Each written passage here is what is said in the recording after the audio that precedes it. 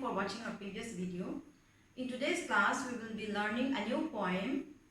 The first poem from your Hornbill book, that is a photograph, which is written by Shirley Tolson. I have written it here, a photograph written by Shirley Tolson. And first, let us go to the title of the story, a photograph. We all know what a photograph is. But when we refer to a photograph, or when we normally speak about photograph, we relate it with memories of the past, because we capture our happy moments and we preserve it in the form of a photograph. In this poem, the poet recollects the past memories of her mother, which remain captured in the form of a photograph. So, the poem is divided into 3 stages. In the first stage, the poet depicts her mother as a 12-year-old girl, and she is seen walking and playing in the beach happily and giving a beautiful sweet pose to the camera. In the second stage, she is depicted as a middle-aged woman. She became a middle-aged woman, and she used to look at her old photograph and recollect her past memories, the memories which she spent at the beach. In the third stage, the poet depicts her death. She laments over her death and recollects the past memories. Both the mother and the poet, they suffered a sense of loss in different ways. Now let us go to the story. Let us read the poem. The cardboard shows me how it was when the 2 girl cousins went paddling, each one holding one of my mother's hands, and she, the big girl, some 12 years or so. Here a cardboard means a thick hard paper used as a photo frame.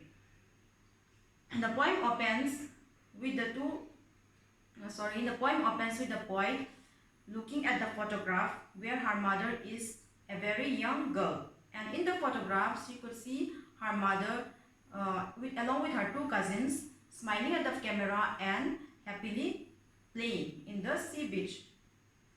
And they were paddling. Paddling means walking with bare feet in the shallow water. They were playing with water, each one holding one of my mother's hands. Here, the author's mother, the poet's mother, was with her 2 cousins. And the names of her cousins were Betty and Dolly. And from the photo also, it was visible that her cousins were younger than her mother. So, being the eldest one, the 2 cousins, her 2 cousins hold each of her hands, as she was the eldest. And at that time, she was just 12 years old. This photo was captured when the poet's mother was just 12 years old. All 3 stood still to smile through their hair at the uncle with the camera. Here, their uncle was with them, and he was the one who captured their happy moments. And as they stood and gave a beautiful pose at the camera, their hair could be seen disturbing their face. From this, we can assume that it must have been a very windy day. A sweet face my mother's death was before I was born. Then the poet continues saying that her mother had a very beautiful face before she was born. That means before her birth, when she was young, her mother had a very beautiful face. She looked very sweet and beautiful, but that the charm which she had in those days was lost. With the passage of time, she became aged. Her face also started developing wrinkles, and she lost that charm. And the sea, which appeared to have changed less, was their terribly transient fate. On the other hand, the sea remained the same. Human beings are mortal. Human beings change. Human lives also change, but the sea remained immortal. The sea remained the same as it was 10 years, 20 years ago. It did not change even a bit. Her mother was, at that time, was a young girl with a beautiful face, but now, after 10-20 years, she developed wrinkles. She became a middle-aged woman. That shows the difference between human life and nature. And the sea was there terribly transient feet. Transient feet means mortal feet. The sea was washing their mortal feet. Now we'll go to the second phase. Some 20-30 years later, she would laugh at the snapshot. See Betty and Dolly, she would say, and look how they dressed us for the beach.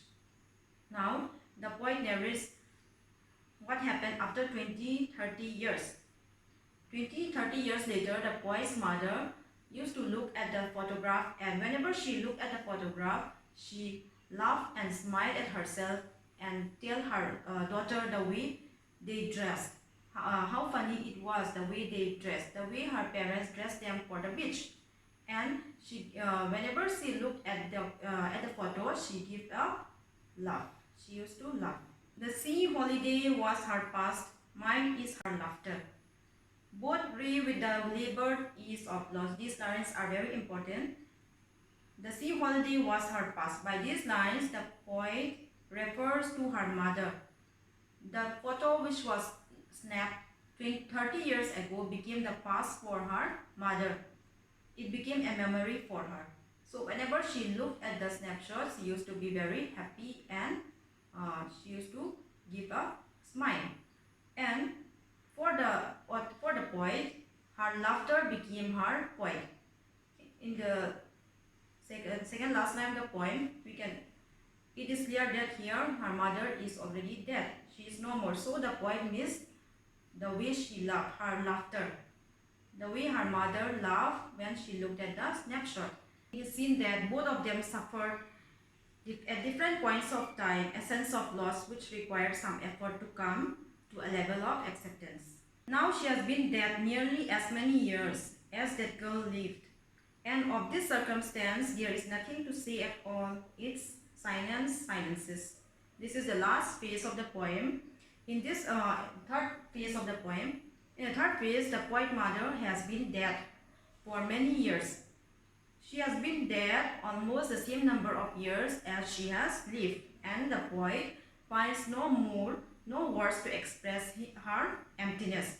Express how she feels. So, the silence of the situation silenced her feelings. She became speechless as her life was filled with emptiness. So, after reading the poem, we come to the conclusion that human lives are transitory, that means mortal, whereas nature and art remain permanent. This is the theme of the story. I hope you all have understood.